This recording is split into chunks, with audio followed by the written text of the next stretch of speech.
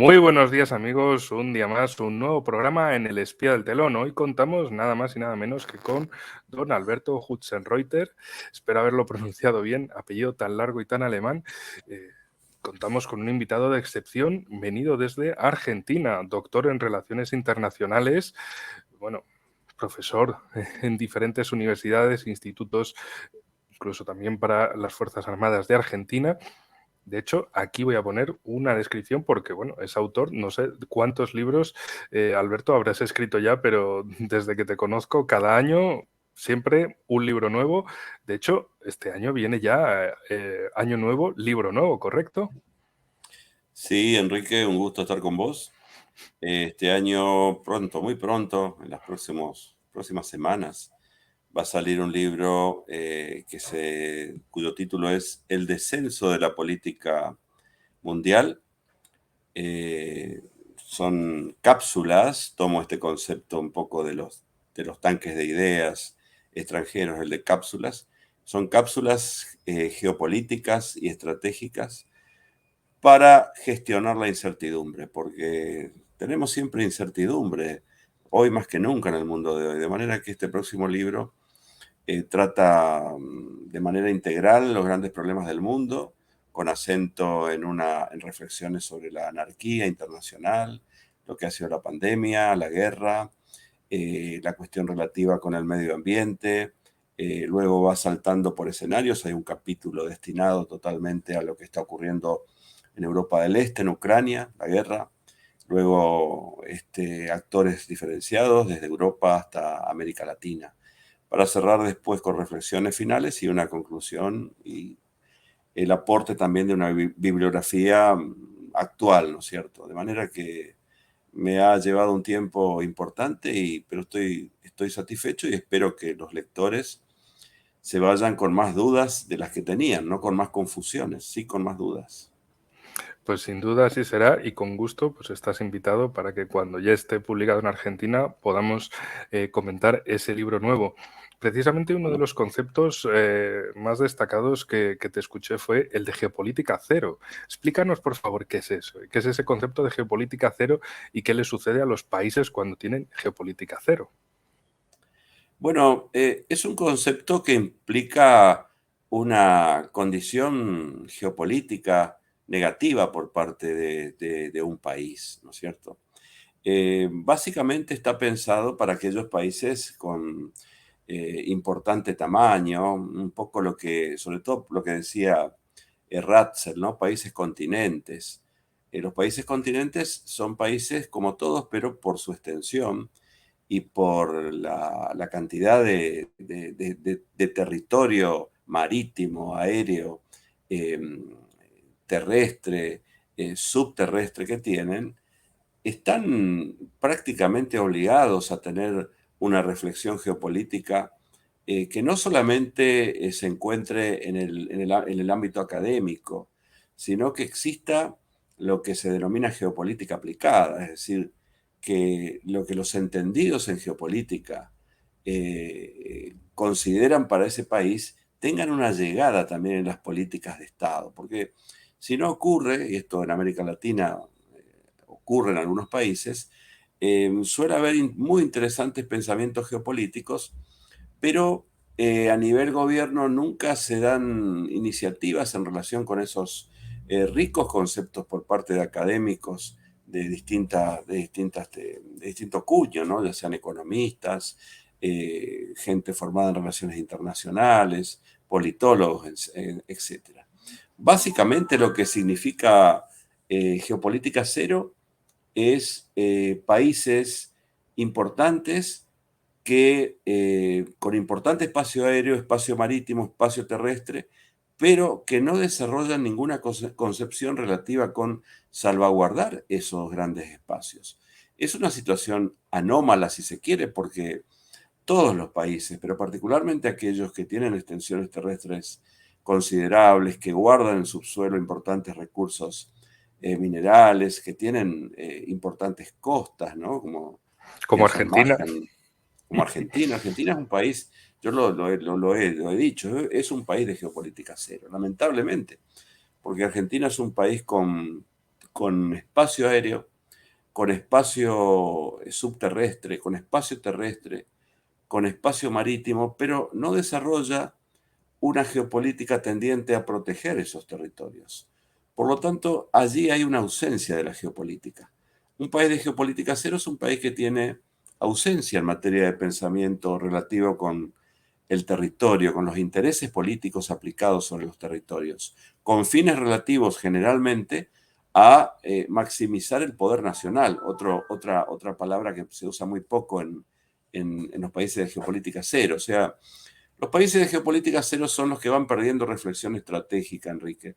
Son aquellos que van perdiendo reflexión relativa con los territorios y van, algo peor, van adoptando conceptos que no les son propios, algo que es muy deleterio para un país, ¿no es cierto? Entran determinadas modas, por ejemplo, en los años 90 muchos países abrazaron la globalización sin considerar las consecuencias o secuelas que podía tener la globalización. Y lo hicieron sin considerar sus propios intereses. Entonces en un país de geopolítica cero es un país que tiene una actitud anti-geopolítica, porque además de no desarrollar concepciones relativas con sus grandes e importantes espacios, tiende a abrazar conceptos que le son ajenos. Perfecto, perfecto. Pues una grandísima definición, por supuesto, en mente su Argentina natal, también en mente mi España natal, de un país de absolutamente geopolítica cero, a pesar de encontrarse, bueno, como vemos en el mapa, Argentina, bueno, tiene una posición relativamente periférica, ya hemos visto en otros programas y seguro que si quiere comente más sobre ello, no es tan periférica como parece, no es el fin del mundo, porque precisamente ahí se encuentra el paso el territorio por un lado más cercano a la Antártida, territorio continental, y por el otro el paso del mar de Oces, el paso entre el Atlántico y el Pacífico. Es la gran ruta para los barcos, lo que no puede pasar por el Canal de Panamá, como pueden ser flotas de portaaviones estadounidenses, pues pasan por ahí necesariamente. Entonces no es tan periférico como a priori parecería. En el caso de España es todavía peor, porque estando entre el Mediterráneo, el Atlántico, entre América, Europa y África, no es geopolítica cero, es geopolítica menos 50. Es hacer todo lo posible para decirle a los españoles, no, si es que nosotros vivimos al norte de Groenlandia, si es que no hay que preocuparse de nada, aquí no sucede nada a nuestro alrededor, pero bueno, en fin. Volviendo a la actualidad, porque el programa de hoy lo quería dedicar a repasar lo que ha pasado, lo que ha sucedido en 2022 y ver perspectivas, porque la geopolítica para lo que ayuda es eso, entender lo que ha pasado, lo que está sucediendo y ver a partir de ahí para dónde se van a desarrollar los acontecimientos. Tenemos una década espectacular, 2020, pandemia, cuarentena, que además Argentina fue uno de los países con la cuarentena más larga y alocada de todos, por lo menos cuantos conozco.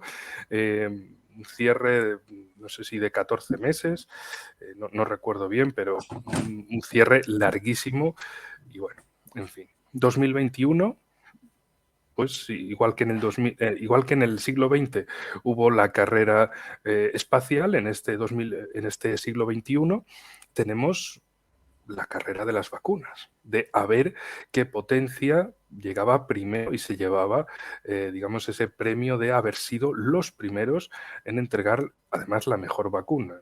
Como decía, en el siglo XX, a ver quién llegaba primero a la Luna o al espacio, o quién llevaba más gente al espacio, quién construía más satélites. Aquí hemos tenido esa mini carrera tecnológica y 2022. Hay un evento que a mi juicio es la guerra de Ucrania, que lo ha cubierto todo absolutamente en la arena política mundial. Y aquí te paso el testigo para que, bueno, comentes ese 2022, qué es lo que te ha parecido como el acontecimiento del año. Bueno, has dicho muchas cosas importantes. Prácticamente todo lo que has dicho es importante, ¿no? Te referiste a distintos temas y yo en el último libro, en El descenso de la política mundial, tengo una cápsula que es la introducción, que es muy extensa, ¿no? Y allí trato de analizar si realmente, tomo tres temas en esa cápsula que son el medio ambiente, la pandemia y la guerra. Y trato de analizar si en los tres temas hubo realmente aquello que Immanuel Kant denominaba una evolución de la humanidad. Es decir, en algunos de estos temas, en los tres o en algunos, ¿hubo realmente una evolución en el sentido de que las consecuencias han provocado una reacción más colectiva de la humanidad, de los países? Por ejemplo, la pandemia que ha sido y sigue siendo un reto no proveniente de un Estado, ¿no? Es lo que se denomina una amenaza biogénica, ¿no? Eh, podía, podía haber dado lugar a algún tipo de comportamiento diferente por parte de los estados. Es decir, frente a una amenaza que no provenía de la amenaza de otro estado, frente a una amenaza que no implicaba un reto estatal, bueno, uno podía tender a pensar que los países iban a dejar de lado esos componentes que Stanley Hoffman denominó políticas como de costumbre, es decir, interés nacional, capacidades, desconfianza en las intenciones, etc. Y el mundo iba a marchar hacia una política quizás más colectiva, tratándose de una amenaza biogénica, porque es casi como estas películas catastróficas donde algún asteroide se acerca a la Tierra para impactar. Bueno, ahí pareciera que la humanidad tendría que unirse, ¿no es cierto?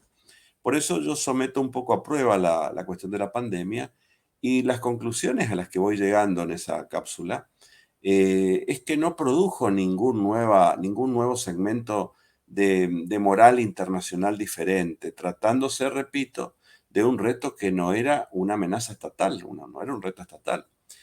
Al contrario, lo que se vio fue competencia, lo que se vio fue búsqueda de prestigio por parte de los países en relación con lo que muy bien dijiste vos, las vacunas.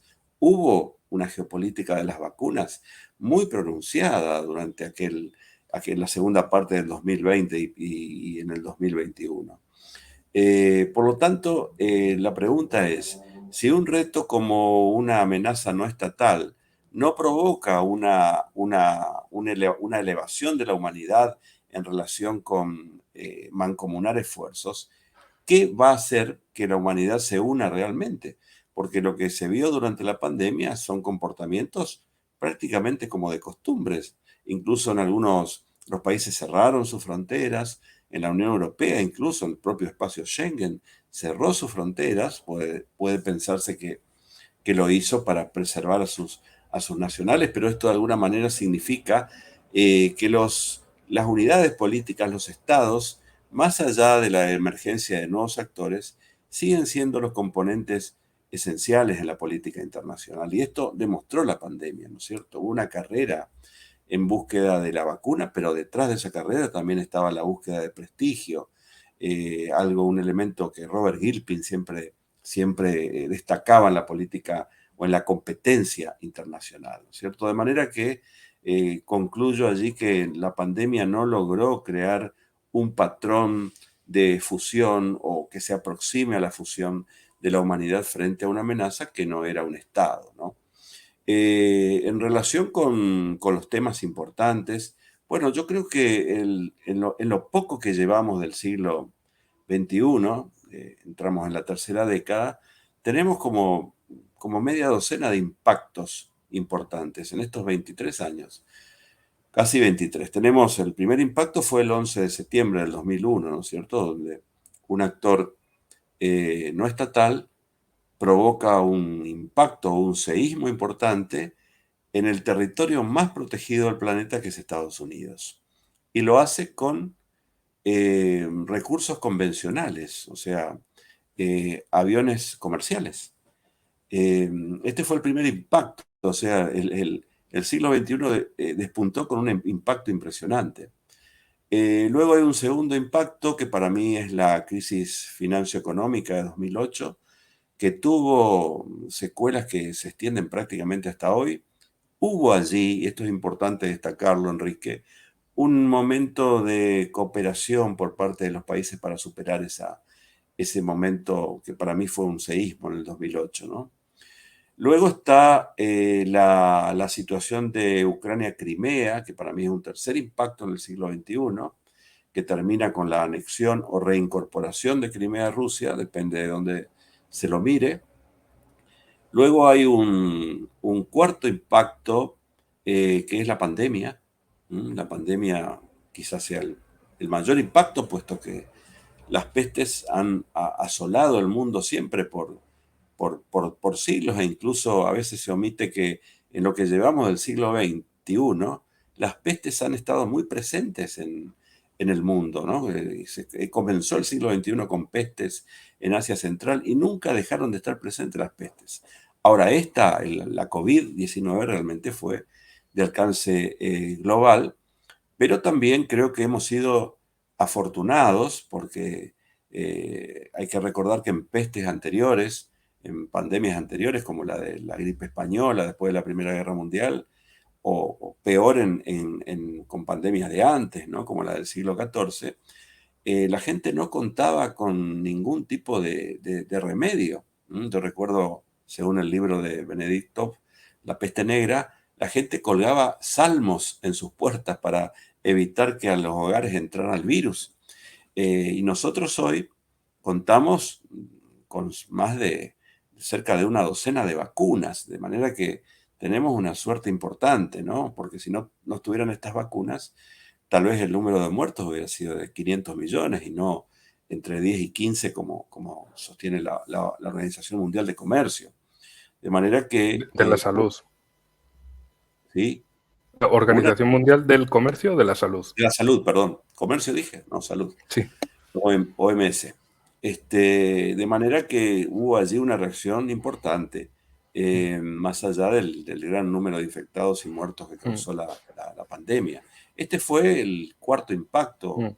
Luego hay un quinto impacto para mí Alberto, que es, si me sí, cómo permite, no. antes de pasar al quinto, hay un detalle, porque mucha de nuestra audiencia no es de España y los que son de España a veces no se acuerdan, pero yo sí me acuerdo que además estaba en Madrid por esas fechas, 2014, 2015, cuando parecía que por lo menos España iba a colapsar.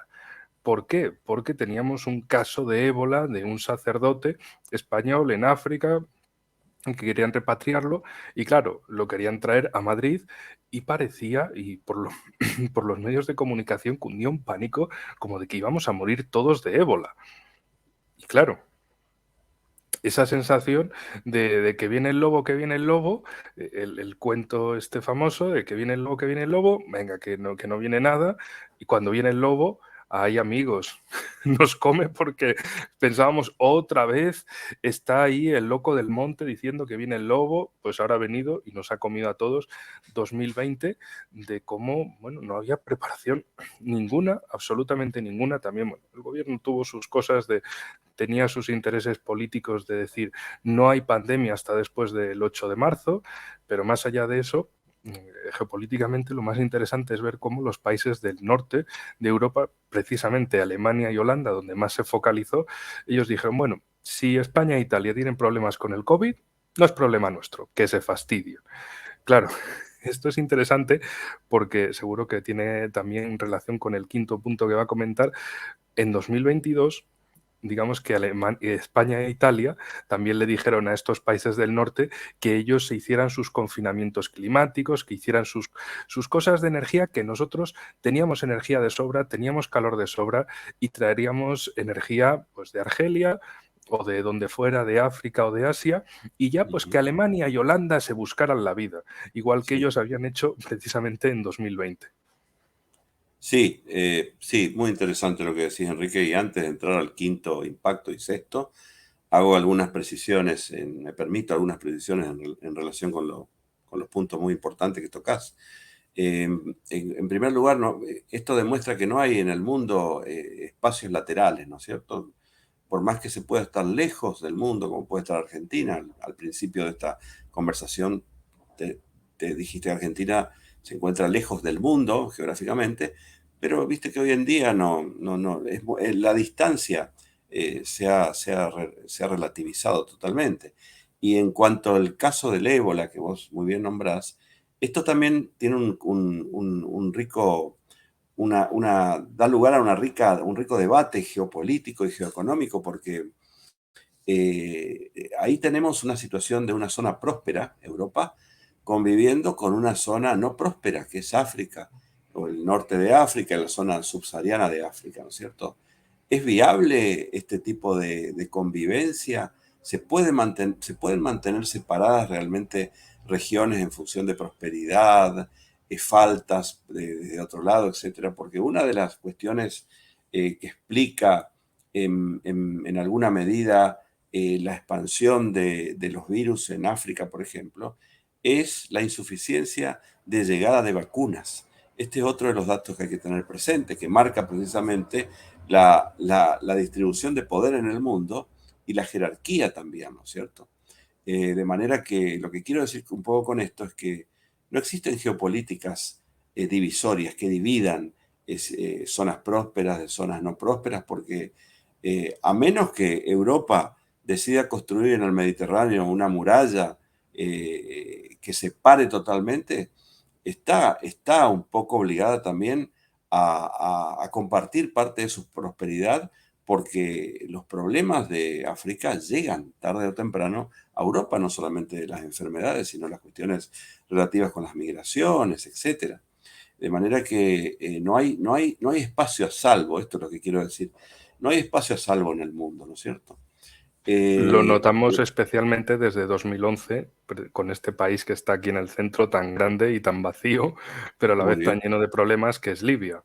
Un exactamente, país que hasta 2011 no era problemático y desde 2011, bueno, es una fuente de problemas para toda la región, para el Mediterráneo central, y bueno, toda la emigración masiva que sale de toda la cornisa norte de África, de Marruecos, Argelia hacia España y de Túnez, Libia, sobre todo Libia, hacia Italia. Pero bueno, en fin, Europa parece que la última gran cosa que viene de la Unión Europea, permítame el detalle, es Josep Borrell, ex ministro de Exteriores de España, del Partido Socialista, ahora se supone que es la máxima figura diplomática en la Unión Europea y dijo, entre otras cosas, lo de nosotros somos el jardín y los otros son la selva y hay que tener cuidado de que la selva no invada el jardín, lo cual para todo el mundo fue como de que alguien le quite el micrófono a este tipo ahora mismo que nos está dejando fatal ante el mundo.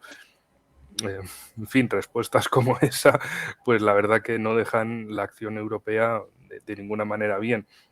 Y lo vemos con otros países como Marruecos y Turquía. La Unión Europea, a Turquía, la Unión Europea y a Marruecos, sobre todo España, le pagan para decir, déjame esa inmigración masiva en tu lado de la frontera. Y también esos lo utilizan como chantaje contra Europa. ¿Queréis que pasen? No, pues pagad. interesante, interesante, sí. Esa manifestación de Borrell también pareciera que responde a una reflexión de geopolítica cero, ¿no es cierto?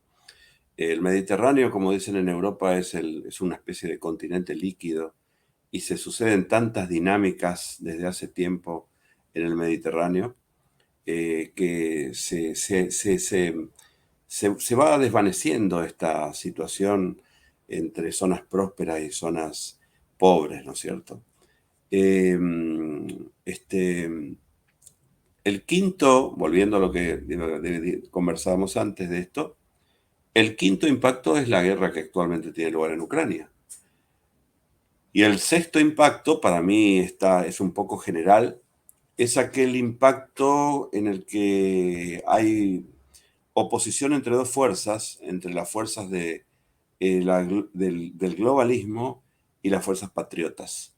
Este es el sexto impacto, de manera que en 20 años, poco más de 20 años de lo que llevamos del siglo XXI, tenemos seis impactos que han desestabilizado el mundo, ¿no es cierto? ¿Es nuevo esto? Y no es nuevo, porque si nosotros pensamos en los 20 primeros años del siglo XX, nos encontramos ya con una guerra catastrófica, ¿no es cierto? La Gran Guerra, la pandemia que fue la gripe española, todos los sucesos de ismos previos a la Primera Guerra Mundial, nacionalismos, belicismos, racismos, etcétera, ¿no es cierto? Allí nace la geopolítica de manera más, como estudio sistematizado, ¿no? A la geopolítica le tocó un parto difícil, porque cuando nace la geopolítica, a fines del siglo XIX, está rodeada de todos esos familiares deleterios, ¿no es cierto? Y de alguna manera van a sellar a la geopolítica, y por eso la geopolítica siempre fue considerada una disciplina maldita, erróneamente una disciplina maldita, porque vamos a necesitar comprender bien la geopolítica, porque el siglo XXI va a ser un siglo donde posiblemente incluso haya lo que yo denomino compuertas geopolíticas, es decir, acontecimientos netamente políticos territoriales que son previas de grandes acontecimientos. Para dar un ejemplo, la Segunda Guerra Mundial tuvo previas o compuertas geopolíticas, como fue la ocupación alemana de Renania, como fue el levantamiento de la línea Maginot por parte de Francia, la misma conferencia de Versalles, que creó un mosaico de naciones en Europa del Este, debilitando el territorio de Europa del Este y de alguna manera permitiendo que en su momento Alemania revisara la geopolítica en el Este, cosa que hizo, no solamente hizo. De manera que no es nuevo esto de tener 2 décadas con impactos, pero nosotros tenemos acá algunas cuestiones, me parece, ya como balance del año 22, que son preocupantes, porque tenemos en el mundo lo que yo denomino un desorden internacional confrontativo. Esto es muy preocupante porque hay algo peor que la falta de un orden mundial, que es lo que no tenemos. Y eso peor que la falta de un orden mundial es un desorden internacional confrontativo. ¿Qué significa un desorden internacional confrontativo? Pues significa que todos los países preeminentes, o sea, aquellos que Tucídides decía, aquellos que hacen lo que pueden, ¿no? O sea, que tienen el poder para hacer lo que pueden, están en situación de discordia entre sí. Por ejemplo, lo está Rusia con Occidente, lo está China con Occidente, China con Estados Unidos, más específicamente. Yo cuando digo Occidente, digo más bien Estados Unidos, ¿no? Está en discordia China con India, o sea que en todas estas discordias internacionales, en algunos casos situaciones de no guerra prácticamente, porque entre Occidente y Rusia más que discordia hay una situación de no guerra. De manera que un desorden internacional confrontativo no solamente implica la falta de un orden, sino la casi imposibilidad de pensar en un orden internacional, porque las partes que deberían pensar el orden están en una situación de discordia entre sí.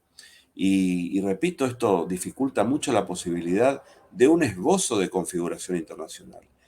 De manera que esto es lo que tenemos empezado el año 2023 y lo tenemos desde hace tiempo. Lo que pasa es que la pandemia ha hecho que todos aquellos acontecimientos previos a la pandemia se aceleraran a partir de la pandemia, ¿no es cierto? Entonces, todo fue más rápido a partir de la pandemia. El mundo siguió siendo el mismo, pero todas las cosas ocurren más rápido. Y la pandemia de alguna manera también nos demostró que los estados siguen pensando por ellos mismos, ¿no? Si uno revisa, por ejemplo, el último informe del CIPRI, del estudio de Estocolmo sobre gastos militares, allí se encuentra con cosas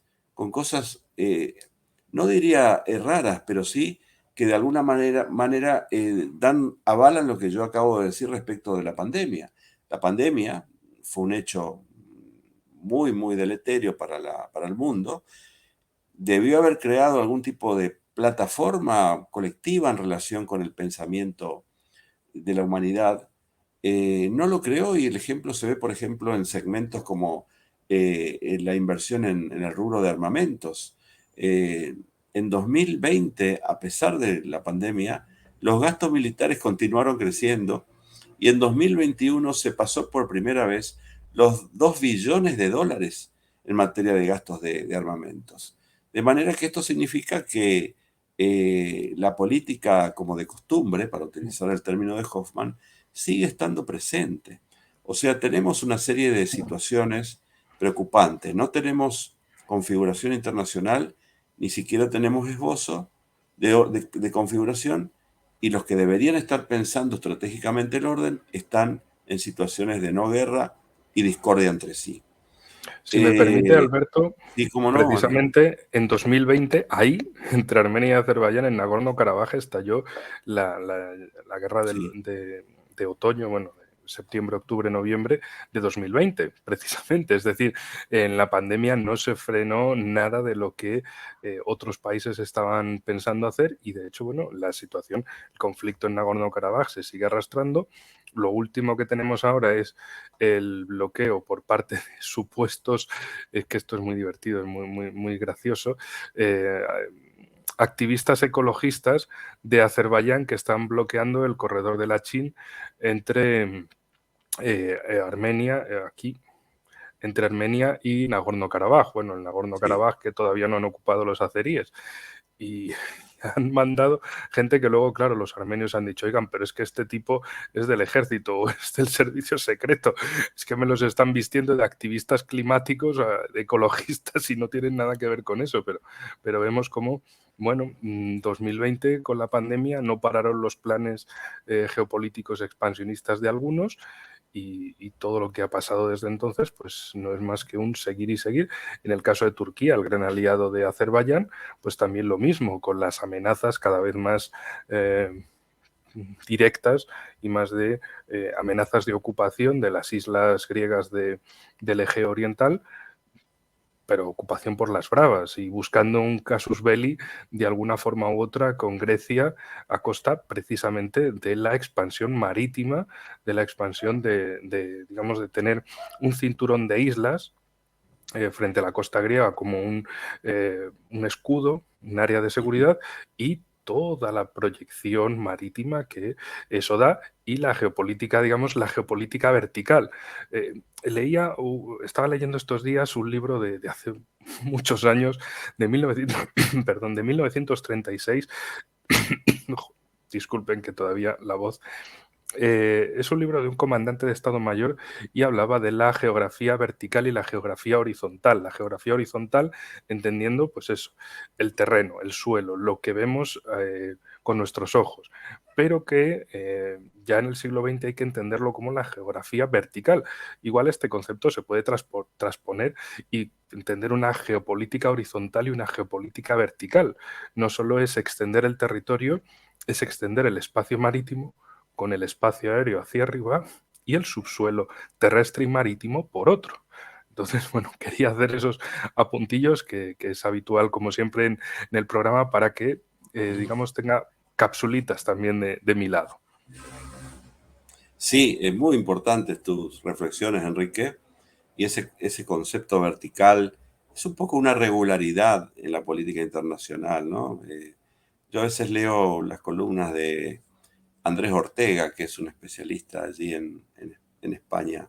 Creo que suele escribir en el instituto, en el sitio del Instituto Elcano, y habla también de este concepto de verticalidad, que también arroja inquietud, puesto que lo vertical está presente en todo, no solamente en el segmento de la geopolítica, sino que está presente, por ejemplo, en el segmento tecnológico, porque el mundo tecnológicamente es vertical.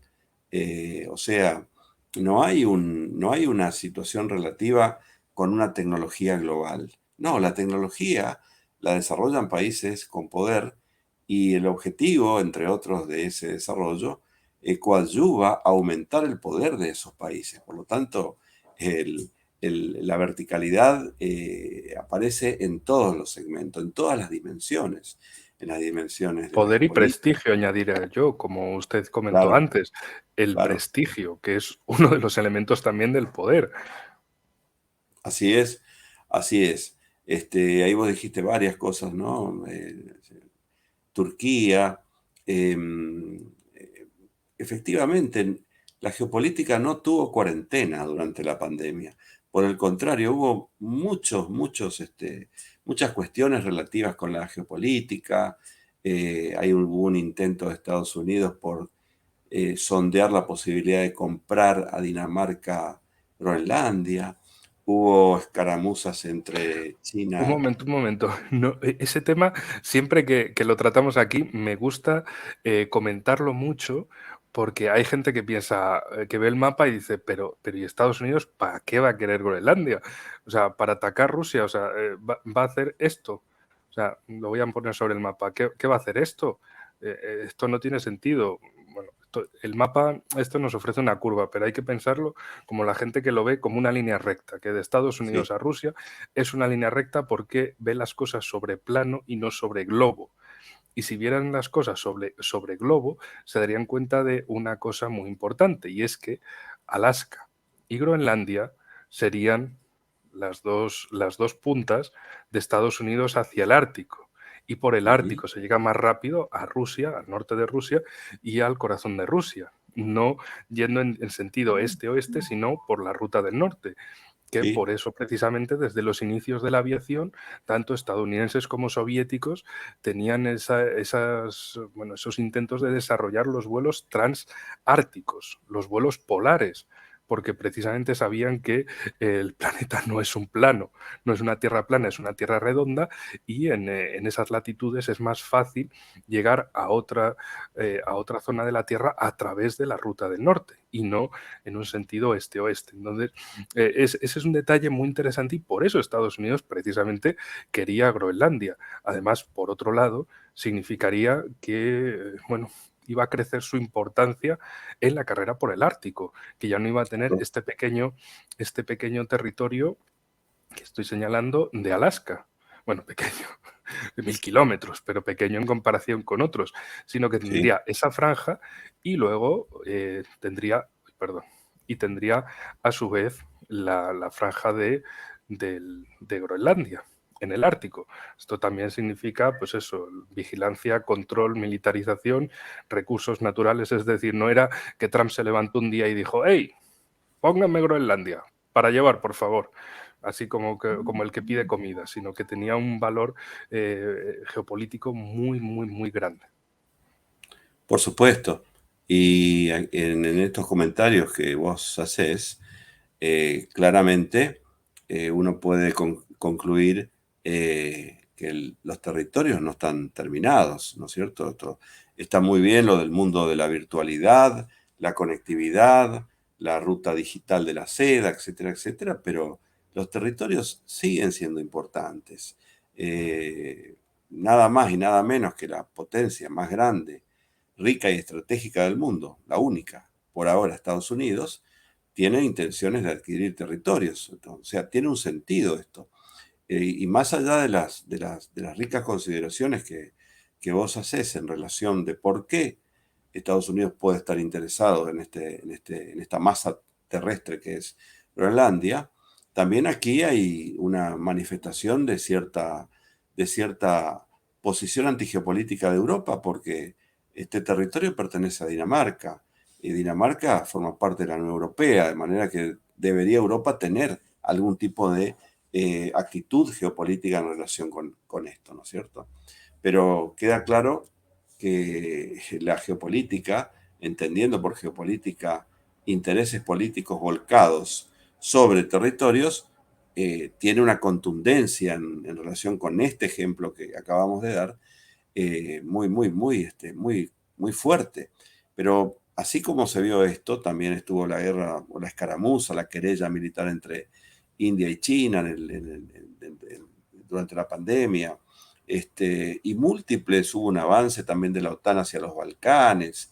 O sea, no se detuvo nunca la geopolítica en los océanos, en el Ártico, etcétera, ¿no? De manera que es importante marcar estos temas, porque antes de lo que está pasando en Ucrania, y antes de la pandemia, había cierta idea, y esto también lo remarco en el descenso de la política mundial, en relación con que las distancias estaban muriendo, eh, que las guerras ya no iban a ocurrir como estábamos acostumbrados al siglo XX.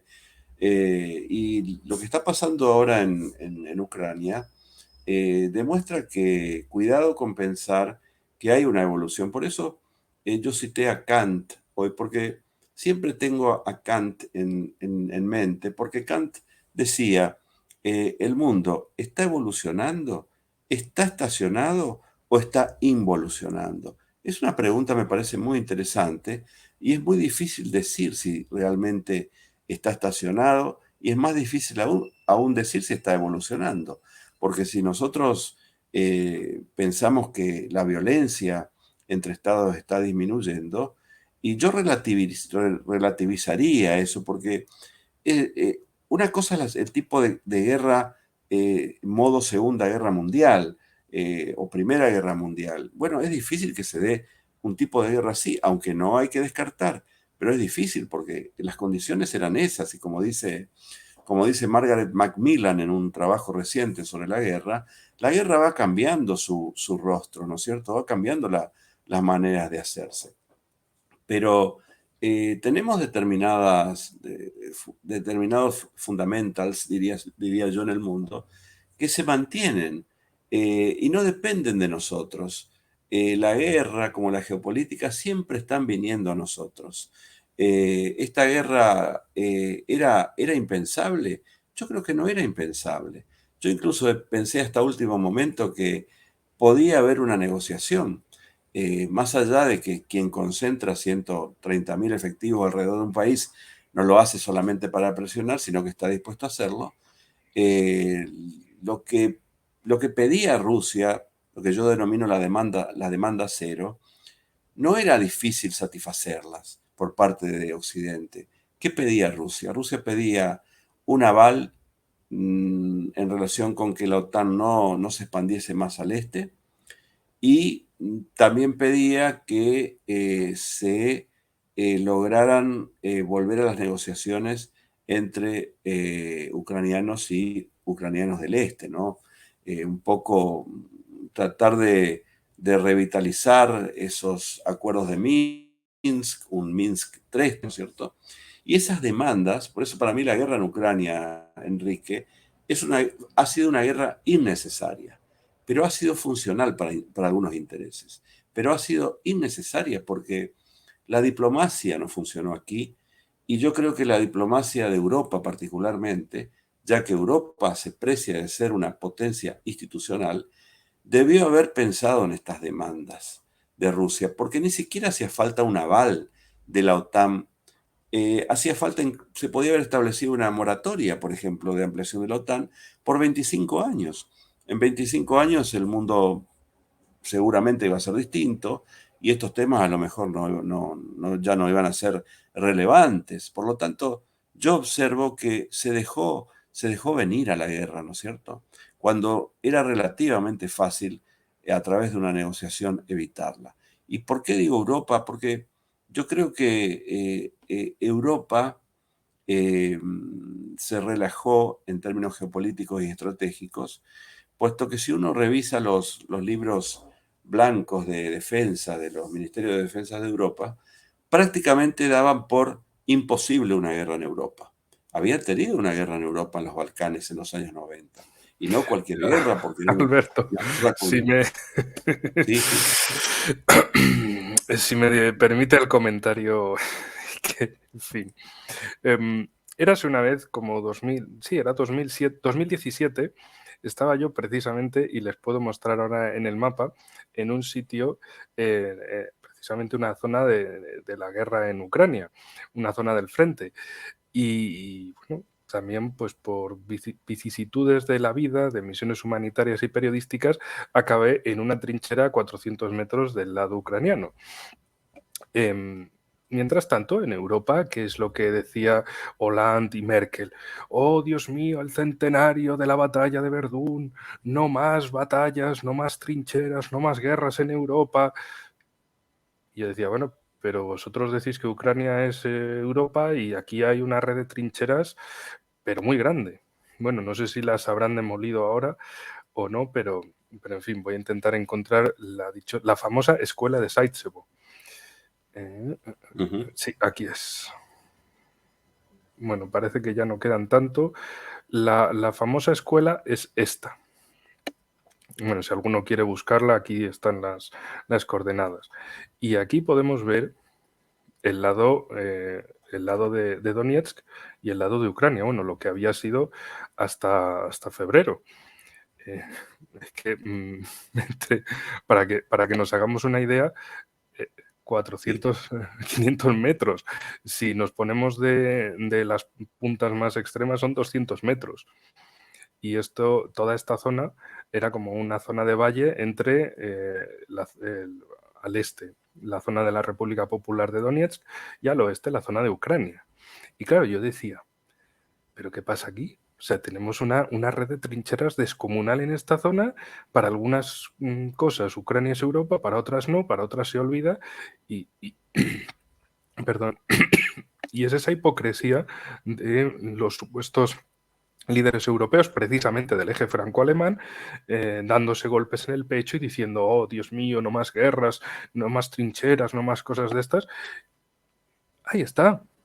Ahí se puede ver dónde había trincheras y no les importaba nada en absoluto. También ahí está el escándalo con Merkel de finales de 2022, donde reconoció que, bueno, que los acuerdos de Minsk simplemente eran ganar tiempo para fortalecer a Ucrania.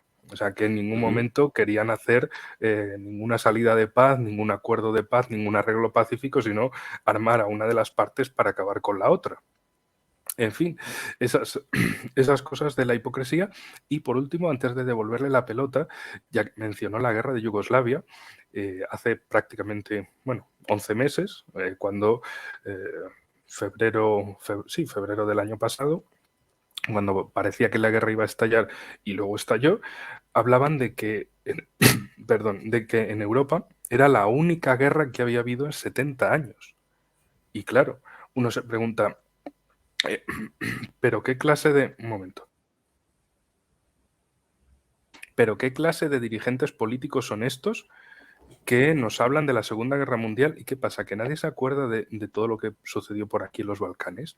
Nadie se acuerda de la guerra de Yugoslavia, bueno, las guerras en los 90 y todas las tensiones en los 2000 y de toda la tensión que además ha habido este año, posteriormente en julio, agosto y bueno, y que sigue habiendo con despliegues de fuerzas militares y policiales en la frontera entre Kosovo y Serbia. De un lado unos, de un lado otros, por precisamente las acciones de Kosovo contra la minoría serbia que todavía queda en Kosovo, muy a pesar de los albano-kosovares y de Estados Unidos. Pero ahí tenemos cómo de repente se borra del pasado y se dice, no, esto viene de aquí. Y todo lo del medio, ni caso. Es tremendo. Y se supone que estos son los que nos gobiernan y se supone que son además los que a partir de 2020 con la pandemia empezaban a hablar de que hay que controlar la desinformación, las fake news, etcétera, etcétera. Y dices, pero esta gente te miente a la cara y luego te dice, y te miento a la cara y además yo te digo qué es la verdad y qué es la mentira. Claro, normal que así haya mucha gente que cada vez más se vaya por otros medios no convencionales, no masivos, no en radio, televisión, prensa, para informarse. Precisamente 2020 también fue el año del auge de los, entre comillas, youtubers, como Ujú. estamos aquí nosotros, porque la gente decía, oigan, es que no somos tontos, es que los políticos nos podrán tomar por tontos, pero la situación no es así. Es decir, gente que bien, militares españoles, por ejemplo, que han muerto en la ex Yugoslavia, en los 90. Es decir, todos los compañeros militares que han estado allí dicen, oigan, pero ¿y nosotros qué estábamos jugando? Era todo hecho por ordenador, era imagen CGI. En serio, o sea, no ha habido guerras en Europa, no ha habido nada al respecto. Otra de las cuestiones, porque Chipre está en la Unión Europea, es Europa, pero Chipre lleva Ujú. partida desde el 74, desde Así es. verano del 74, por Turquía, otro miembro de la OTAN, pero no de la Unión Europea, pero sí candidato a la Unión Europea desde 1999, y no se ha resuelto nada al respecto. Oye, algo En fin, importante, Enrique. Eh, Fíjate que yo creo que Europa, que se considera particularmente desde Alemania, que es el centro de Europa, una potencia civil internacional, siendo que la historia no registra casos de potencias civiles. Las potencias civiles son potencias completas. Eh, Debería tener el principal activo de una potencia civil, debería ser la diplomacia. O sea, el poder blando de Europa debería ser la diplomacia. Y no es Europa, qué paradoja, no es Europa la que está tratando de hacer pesar la diplomacia, sino Turquía, un actor. O sea, Turquía está tratando de que haya algún cese de fuego en Ucrania y comiencen algunas conversaciones, ¿no? Quizá esto tiene que ver con el tipo de relación que tienen Erdogan y Putin, pero la Unión Europea debería estar considerando hojas de ruta relativas con una diplomacia a aplicarse en este conflicto.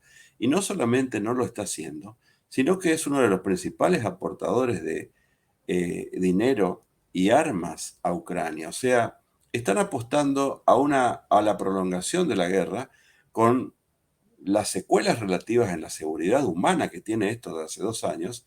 Hay más de 6 millones de ucranianos que se fueron de Ucrania. No sabemos realmente cuántos muertos hay de Rusia y de Ucrania en esta guerra. Y Europa, que ha vivido la guerra, aunque las generaciones actuales no la perciben ya así, porque obviamente nacieron después de la Segunda Guerra Mundial, no hace pesar la diplomacia. A mí esto me llama la atención, porque Europa tiene una sensibilidad institucional. O sea, piensa que todo el mundo es normativo institucional. Y es Europa la que tiene el peso de las instituciones y las normas que funcionan relativamente bien. Ha logrado allí lo que Karl Deutsch denominaba comunidad de seguridad. Pero fuera de Europa, ahí nomás, en la zona no próspera, el mundo sigue siendo el mismo de siempre, ¿no es cierto? Con todos los vicios de siempre, las guerras, etcétera. De manera que, fíjate que cómo la institucionalización de Europa, que es un bien, es un activo internacional en Europa muy importante, ha hecho retroceder bastante la posibilidad de las guerras. Y la guerra no depende de nosotros, la guerra depende del cruce de intereses, de la desvalorización de la geopolítica. Este me parece un dato central porque creo que es uno de los dos datos, el geopolítico, el otro geoeconómico, que nos ayudan a entender la inestabilidad internacional actual. Europa no consideró la geopolítica, habiendo nacido la geopolítica en Europa, debe ser por las guerras y debe ser también por la juventud de sus dirigentes, y no tampoco hace pesar, ya que no considera la posibilidad de una guerra, tampoco hace pesar una diplomacia activa. O sea que las diplomacias siguen siendo un poco nacionales, ¿no es cierto? Y creo que aquí en este Ahí punto tiene uno... un detalle, ahí Sí, tiene un detalle, Alberto. Hace un año, ¿quién fue el primero desde Europa, desde la Unión Europea, en ir a Moscú? Víctor Orbán, presidente de Hungría. creo que fue el Después francés, fue, después fue Macron. Porque Macron. claro, era como que se me adelanta un canijo de estos de Europa del Este. No, hombre, no, tiene que ir Francia, tiene que hacer pesar sus intereses, porque además Francia tiene muchísimos intereses económicos en Rusia. Eso sí, no quieren... conozco muchos franceses en Rusia y, en fin, son como el estilo decimonónico o más allá de viene el francés civilizado a enseñar a estos salvajes rusos, no nos integramos, no queremos saber nada de los rusos, pero sí de sus recursos. Eso nos gusta mucho. Y claro, a Macron le dijeron, oye, vete para ahí, afianza nuestros intereses, pero Borrell o von der Leyen, alguien de la Unión Europea dijo, oigan, no, vamos a reunirnos, vamos a tomarnos esto en serio, vamos a llegar a algún tipo de acuerdo, vamos a evitar la guerra. No, no, simplemente que hable la OTAN, que hable Estados Unidos y Europa de brazos cruzados mirando. Así es. E incluso en Europa hay pensadores interesantes. Yo recuerdo un coronel suizo que ha hecho una hoja de ruta de la previa de la guerra. Yo he seguido mucho. El mismo Pedro Baños es un pensador que ha anticipado conflictos, ¿no? Pero evidentemente Europa se ha institucionalizado a tal punto que se ha desgeopolitizado.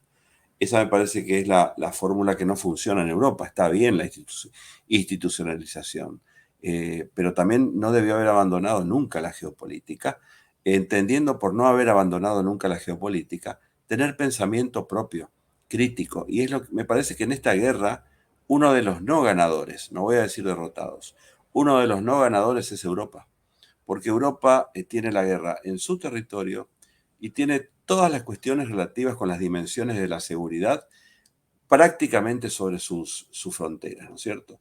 Y me refiero entre todas las dimensiones Guerra, de las... energía y refugiados Bueno, ahí y voy comercio. a la dimensión energética. Creo que aquí creo que hay que diferenciar los objetivos de las partes en este conflicto, ¿no? Yo creo que uno de los propósitos de Estados Unidos en relación con Europa era desacoplar a Europa de la energía de Rusia. Pero este era un objetivo previo a la guerra, ¿eh? Cuidado, viene desde mucho antes. Eh, a Estados Unidos jamás le interesó que Alemania tuviera una relación energética de territorio a territorio con Rusia. Con el doctor Fernández Pardo hemos escrito un libro hace unos años, El roble y la estepa, donde analizamos la relación entre Rusia y Alemania desde el siglo XVIII. Y hemos concluido que las relaciones entre Rusia y Alemania, históricamente, salvo las guerras mundiales, siempre han sido concordantes, han sido buenas las relaciones. Pero incluso antes de la situación de Ucrania y Crimea en 2014, la relación bilateral, el intercambio comercial entre Alemania y Rusia era superior a los 100.000 millones de euros. Digamos 100.000 millones de euros. Hoy ha caído a menos de 50.000 millones de euros. Y Alemania, como todos los países de Europa, prácticamente todos, van a tener que hacerse de nuevas fuentes de energía, porque si se corta finalmente, totalmente, el suministro de energía de Rusia a Europa, bueno, van a tener que buscar nuevas fuentes, quizás Azerbaiyán, norte de África, pero hay un actor que está dispuesto a suministrarle la fuente que necesita Europa, y ese actor, ¿quién es? Estados Unidos. Como Estados Unidos se ha convertido en un actor exportador prácticamente de gas a partir de las nuevas formas de explotación, es posible que la gran fuente de suministros de energía a Europa sea Estados Unidos. Y aquí tenemos uno de los triunfadores de la guerra en Ucrania, ¿no es cierto? Un no ganador y un triunfador. El otro derrotado en esta guerra me parece que es Ucrania, y Rusia hasta ahora no es ni ganador ni perdedor, puesto que el prestigio de Rusia como consecuencia de esta situación, más la narrativa sobre la guerra en Ucrania, han hecho mella realmente en Rusia. Es posible que la catarata de sanciones que ha sufrido Rusia hasta hoy no haya hecho mella en el factor socioeconómico de Rusia, pero sí ha impactado en su prestigio, porque creo que hay una narrativa de la guerra que ha dividido al mundo entre buenos y malos. No existen en política internacional, Enrique, vos sabés muy bien, esta categoría de benévolos y malévolos no existe, no tiene ningún significado. Lo que existen es el análisis de geopolítica, intereses, capacidades, etc. Y yo creo que esta es una guerra innecesaria y es una guerra donde la geopolítica fue dejada de lado. O sea, la necesidad del equilibrio geopolítico fue el que se alteró en Europa del Este y trajo como consecuencia esta guerra. Y en esta situación, y en esto que estoy diciendo, no voy a ponerme yo un analista lateral en el mundo, sino que pongo a autores de talla estratégica, ¿no es cierto? Por ejemplo, Mearsheimer, Kenneth Waltz, el mismo Henry Kissinger, Brent Scowcroft, todas personas insospechadas de idealismo alguno, son todos realistas. Han desaconsejado siempre la ampliación de la OTAN. ¿Por qué desaconsejaron? El mismo George Kennan antes de morir, que fue el padre de la contención a partir del 45, desaconsejaban la ampliación de la OTAN. ¿Por qué desaconsejaban estas personas que algo saben de política internacional? Porque la ampliación irrestricta de la OTAN iba a tener como consecuencia una disrupción geopolítica.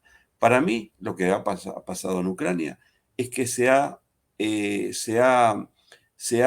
roto la geopolítica. O sea, no se buscó el equilibrio geopolítico.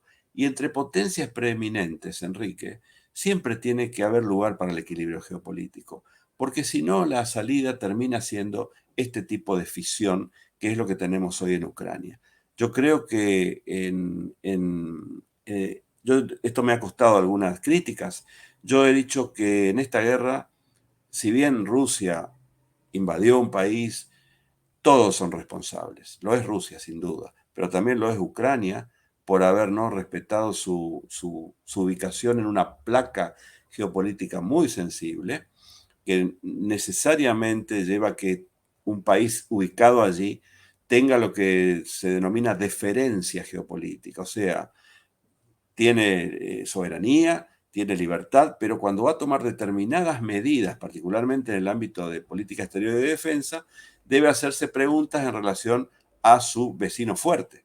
Pero esto pasa en todos los países, en todas las regiones donde hay un poder preeminente. Los países vecinos de China no toman cualquier medida, saben que tienen que preguntarse qué puede pasar si hago esto. Los países del Caribe, Centroamérica, Mare Nostrum norteamericano también piensan así. Porque un país que es primus inter pares geopolíticamente hablando, siempre tiene sensibilidades geopolíticas. Particularmente Rusia, que en el siglo XX, no me voy a ir más atrás, pero en el siglo XX sufrió dos invasiones de Alemania. Dos invasiones de Alemania.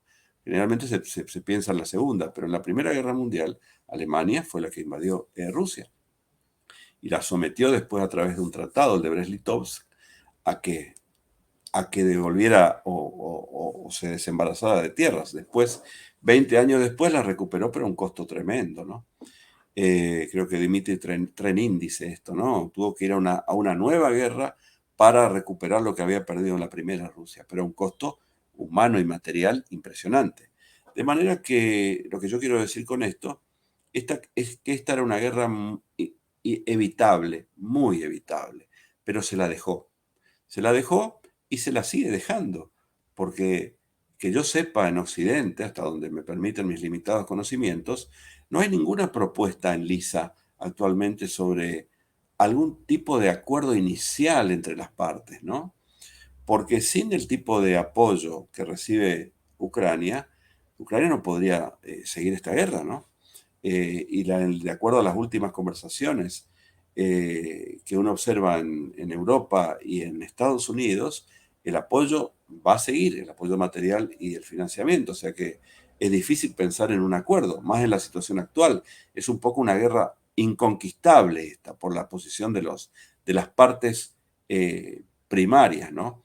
Pero también hay una situación en el nivel estratégico de esta guerra entre Occidente y Rusia que hacen difícil pensar que la guerra esté próxima a un cese, por ejemplo, ¿no? Sí, De de manera hecho, que, fíjese, sí, fíjese que en los últimos días, en esta segunda semana de enero, lo que tenemos de 2023, para los que lo vean esto en el futuro, lo que tenemos son una serie de reuniones entre la dirección de la OTAN, la dirección de la Unión Europea, para decir Occidente está más unido que nunca, más integración que nunca, más apoyo que nunca, la moral bien alta, vamos a seguir ampliándonos, vamos a seguir creciendo, más OTAN que nunca. Entonces eso, y por supuesto los 3.000 y pico de millones de euros en ayuda en material militar a Ucrania por Estados Unidos, también los envíos desde Alemania y de Francia. En definitiva que desde el lado occidental, OTAN, Unión Europea, Estados Unidos, Canadá, pues esto va a seguir.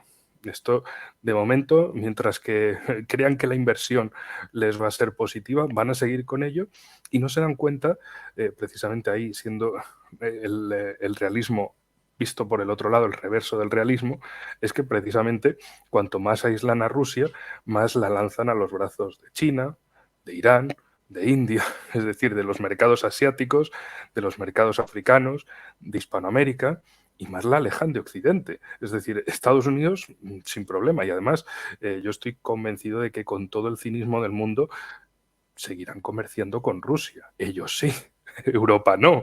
Y en Europa nos llevaremos la peor parte después de Ucrania, claro, que para eso ellos tienen la guerra en su casa y nosotros tendremos todas las consecuencias en Europa gracias a todo este desastre.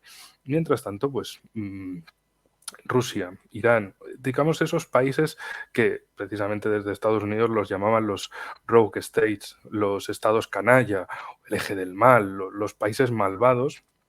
Para Estados Unidos, precisamente antes eran países pequeñitos relativamente, pero ahora están metiendo a Rusia en ello con todo lo que ha estado preparándose en estos 22 años con Putin.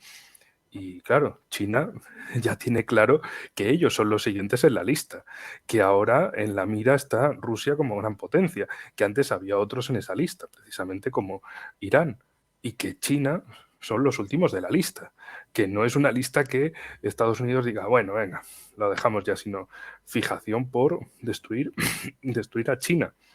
Es decir, están convirtiendo, están polarizando el mundo de modo que estás con Occidente, unipolarismo, o te vas a acabar yendo al club de los estados canalla, pero que ya no son 7, 8 países pequeños, entre comillas, manejables, no es ni Venezuela tampoco. Es que ya estás hablando de grandes potencias mundiales y que piensan hacer sobre ello. Es decir, Europa, la Unión Europea no piensa de ninguna forma que esto sea una aventura perniciosa precisamente contra nosotros, que la guerra lleva desde 2014 aquí, va para 9 años. No se dan cuenta de que la guerra es aquí, como la de Yugoslavia fue en otro momento. Para Estados Unidos es comodísimo, ellos intervienen donde quieren y pueden, por supuesto, que para eso tienen los medios y las ganas, pero no son intervenciones en la vecindad de Estados Unidos que den los resultados negativos a Estados Unidos. Es las masas de refugiados, las masas de perdón, perdón, los resultados de esa guerra son para Europa, que son el vecino inmediato, como lo vemos con refugiados de Libia o que vienen de toda África a través de Libia hacia Europa, o de Argelia, Marruecos hacia Europa, o de Turquía hacia Europa, de todo Oriente Medio, de Siria, Irak, incluso de Afganistán. Es decir, son problemas que se come Europa, problemas que ha creado Estados Unidos, pero quien tiene que asumir, entre comillas, las responsabilidades somos aquí en Europa, pero también países europeos que han dicho, sí, sí, vamos en Afganistán, venga, vamos, que hay un montón, hay un montón de talibanes malos, que está Bin Laden, vamos a por ellos. 20 años después, y siguen los talibanos, y volvieron los talibanes otra vez. Irak, un país totalmente desestabilizado y sin visos de que vaya a tener estabilidad algún día, como Siria, un país donde, por cierto, la margen norte del río Éufrates la sigue ocupando Estados Unidos, con sus intermediarios kurdos. Libia, que, en fin, tiene una guerra civil por lo menos de dos partes grandes, la de la antigua Tripolitania y Cirenaica, y luego el profundo del desierto. Y en Europa parece que no hay esa conciencia de, oigan, que tenemos serios conflictos. Bueno, imagínense que en España tampoco se sabe mucho del conflicto en Sáhara Occidental, de los muros marroquíes, que igual que el Estado de Israel ha hecho en Palestina, Marruecos también ha hecho en Sáhara Occidental, para explotar sus recursos naturales y para mantener fuera a la población saharaui. Y que así, bueno, Marruecos pueda entrar mucho mejor y explotar esos recursos, no solo los del terreno, también los del subsuelo, también Sí. los de los recursos marítimos y del subsuelo marítimo. Pero bueno, en fin, esa geopolítica no es geopolítica cero, es geopolítica menos 50 y dales tiempo que será menos 100. Sí, Enrique, yo creo que hay que ir antes de la situación esta de guerra en Ucrania, e incluso antes de lo que pasó en Ucrania-Crimea 2013-2014, e incluso antes de 2008, cuando en la cumbre de Bucarest de la OTAN se aprobó una declaración donde parecía que se habilitaba en el futuro el ingreso de Georgia y Ucrania a la OTAN.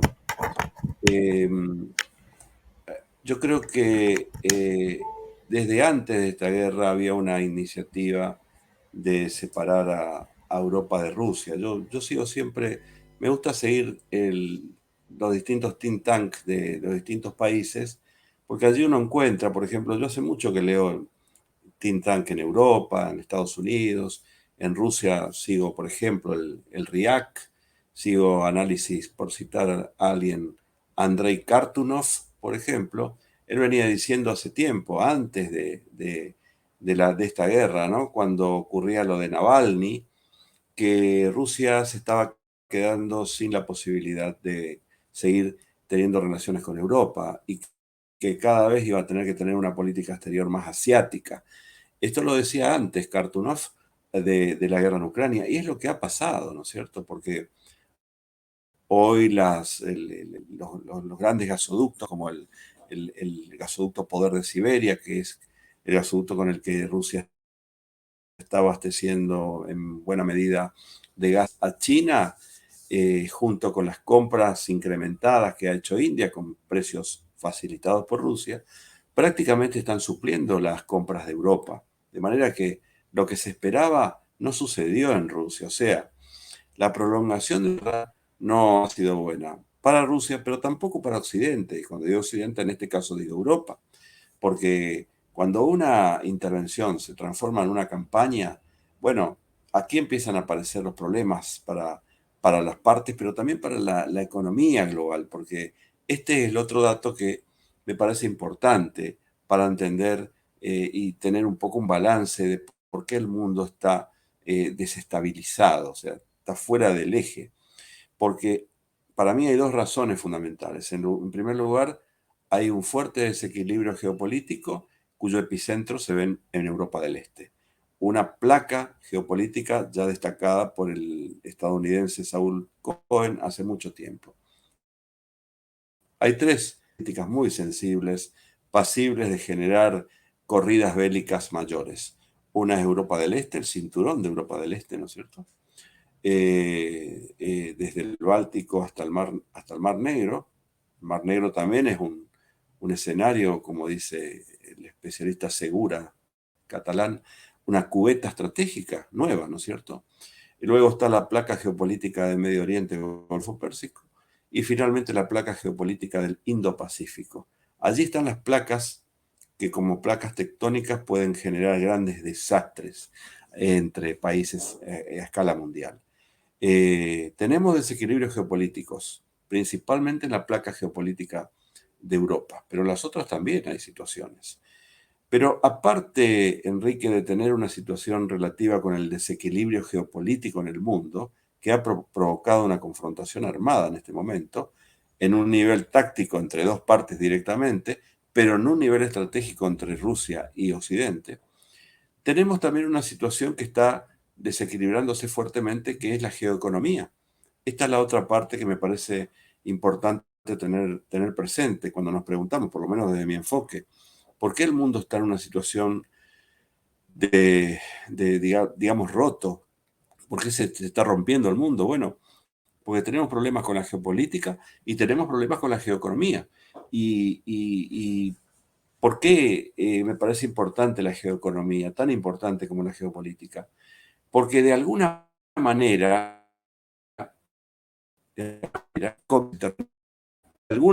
digo, el comercio internacional es un poco un sucedáneo de una configuración internacional.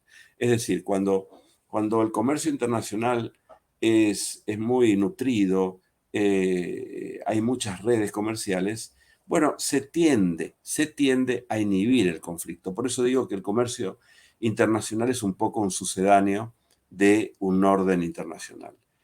Pero el comercio internacional, las redes, las cadenas de valor se están aflojando, hay un proceso de desglobalización, hay mucha desconfianza y por lo tanto tenemos bastante volcado el segmento geopolítico, pero también comenzamos a tener volcado el segmento geoeconómico, o sea, que las dos patas, digamos, de la estabilidad internacional, el equilibrio geopolítico y el relativo buen funcionamiento del comercio internacional están sufriendo impactos. Entonces esto lleva a una situación de inestabilidad y de incertidumbre, porque con esta guerra, en Ucrania, lo que también vemos, me parece, es que no se aprenden las lecciones de la historia. Porque supongamos que hay un acuerdo, ojalá lo haya, entre ucranianos y rusos, ¿no? Largas negociaciones interrumpidas por escaramuzas, pero que comienzan a hablar. ¿Cómo va a quedar el mundo después de esta situación? Porque cuando terminó la Primera Guerra Mundial, por eso digo, hablo de las lecciones de la historia, cuando terminó la Primera Guerra Mundial, la conferencia de Versalles fue una conferencia entre vencedores, como dijo en su momento el ministro de Relaciones Exteriores de Rusia, Chicharin, ¿no? Rusia no fue invitada, por ejemplo. Alemania fue, obviamente, invitada, pero fue tratada como derrotada. Bueno, hasta cierto punto está bien, pero no se puede excluir a los países. Y mi inquietud es que en lo que queda de esta década, más allá de cómo sea el desenlace final de esta guerra que tiene lugar en Ucrania, ¿cómo va a quedar el sistema entre estados preeminentes? Porque no a Rusia se la vaya a incluir en una negociación, puesto que ya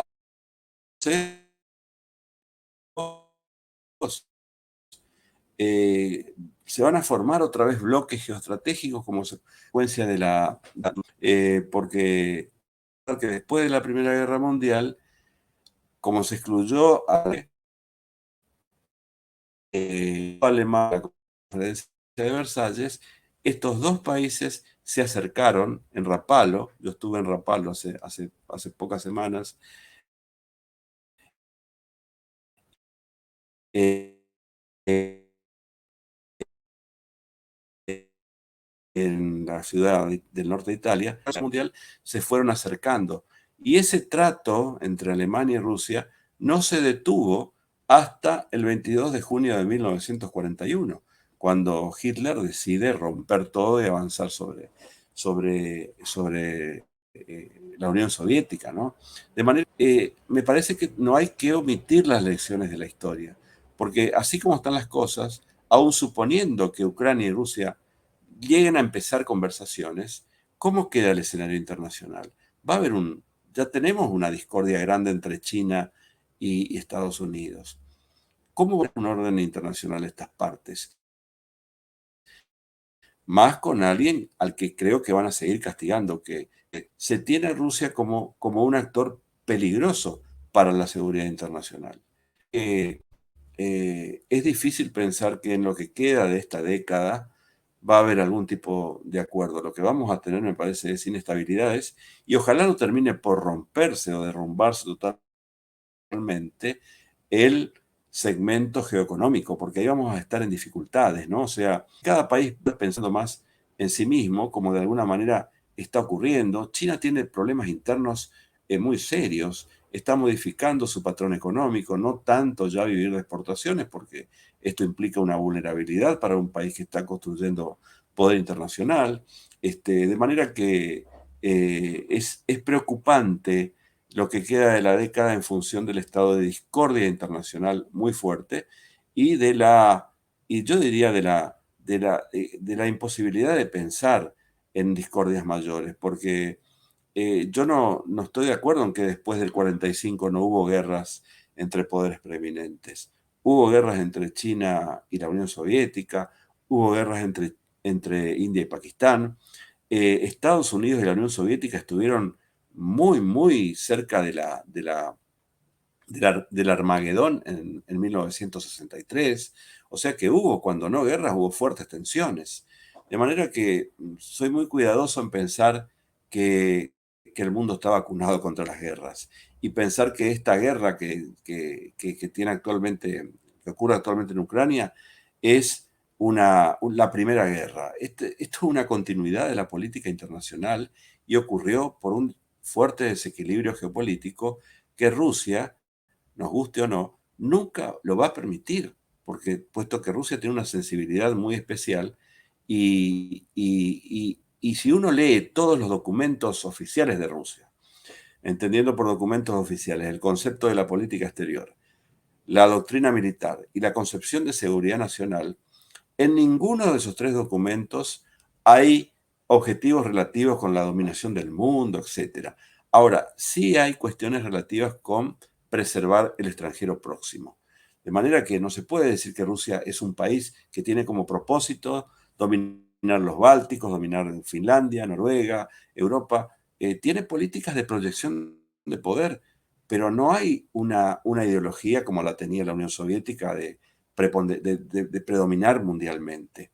Ahora, el extranjero próximo sí es una cuestión sensible para Rusia y yo creo que los extranjeros sensibles de las potencias preeminentes deben ser respetadas por las potencias preeminentes, porque si no se originan catombes geopolíticas o desequilibrios geopolíticos que llevan a una situación como la que tenemos hoy. De hecho, fíjese lo que sucedió también hace un año, en enero o febrero de 2022, cuando Rusia respondió a Estados Unidos de que, vale, si Ucrania es tan país, tan estado, tan soberano y que puede decidir en qué organizaciones internacionales y alianzas unirse, pues también puede ser que haya otros países en el Caribe, en Sudamérica, que también decidan que están más seguros con Rusia, con una alianza militar con Rusia, como pueden ser los casos de Nicaragua, Cuba y Venezuela, a lo cual Estados Unidos, además Blinken, respondió que ni de broma iban a permitir ningún tipo de aparición militar rusa en la zona, tampoco un acercamiento político entre Entiendo, México y claro. Rusia. Es decir, Estados Unidos quiere cumplir lo suyo y decir que lo suyo es bueno, pero si otro le dice, vale, pues yo voy a hacer lo mismo que tú haces, no, está mal. Si lo hace otro, está mal. Si lo hace Estados Unidos, está bien. Y yo creo que es esa rotura del velo de la confianza que había en torno a Estados Unidos, entonces si está bien, es lo que quiero. O sea, no era un cinismo flagrante, no era era algo latente, era algo que se sabía, que estaba ahí, que Estados Unidos dice una cosa, hace otra, pero yo creo que 2022 mostró a todo el mundo que exactamente cayó ese velo, ese fino velo de confianza y que solo queda cinismo, que todo lo que ha sido los pasos de Estados Unidos y de Europa en este año, en 2022, fue mostrar al mundo que ellos son buenos porque son buenos y te dicen que son buenos porque son buenos y como son buenos y te dicen que son buenos, entonces si el bueno hace algo es bueno, fin de la discusión. Y el resto, si no son buenos, entonces son malos, maniqueísmo y ya está. Si otro país que no es del jardín, entonces es de la selva, entonces es malo. Y a partir de ahí es donde creo que se ha roto más cualquier tipo de orden mundial, de que al fin y al cabo queda claro que o estás con la hegemonía global y sus satélites europeos o estás buscando otro mundo aparte. Y eso significa que te van a sancionar o que te van a hacer, y aquí entra el peor caso de, perdón, lo peor de todo, que es la campaña de demonización masiva. Es decir, la campaña de demonización masiva que desde Occidente, desde el poder, desde medios de comunicación, desde laboratorios de pensamiento, desde todas partes le han hecho contra Rusia. Es decir, en Rusia, y vos bien lo sabes, había ese aprecio por Occidente, esas ganas de integrarse en Occidente, y ese hechizo que llamo yo, ese hechizo occidental, ha desaparecido en 2022, porque lo que queda claro para cualquier ruso es que Occidente nos odia. O sea, siempre nos había odiado, había otro velo de suposición ahí de, bueno, algo hay, pero hay un velo de por medio, ¿no? O sea, se sabe, pero no se nota demasiado. 2022 es ya la caída de ese velo y la demostración de que Occidente odia a Rusia, odia a los rusos, odia la existencia de Rusia. Lo que quiere es la destrucción de Rusia, la destrucción misma de los rusos. Entonces, no creo que a corto plazo, es decir, en esta década pueda haber algún tipo de acuerdo entre Europa y Rusia, porque desde la Unión Europea no va a haber bueno, disculpen, quizá nos hemos pasado con las palabras o algo parecido, podríamos haberlo hablado. Y algo importante, Enrique. van a quedar muy dañadas las relaciones entre ucranianos y rusos, pueblos eslavos, hermanos, Eso van a roto a quedar medio dañadas plazo mínimo. por décadas, ¿no? Eso hasta 2050 mínimo va a estar totalmente destrozado, polarizado, pero quizá eso es precisamente lo que Estados Unidos buscaba en Europa, ese cordón sanitario que bien conoces el concepto del periodo de entreguerras de hace un siglo, de separar Sí. Alemania, separar Europa de Rusia, a través de ese cordón sanitario que entonces era sobre todo Polonia, Checoslovaquia, Rumanía y los tres chihuahuas bálticos, que ahora están más belicosos que nunca y, bueno, en fin, están más para generar un conflicto y piensan No, que de y algún... militarizado, porque como bien sabes, en la conferencia de la OTAN en Madrid a mediados del año pasado, En junio, sí. digamos, el nuevo concepto, si se puede decir, 2022 de la OTAN, es precisamente más acumulación militar en el este. O sea, vamos a tener fronteras tremendamente militarizadas.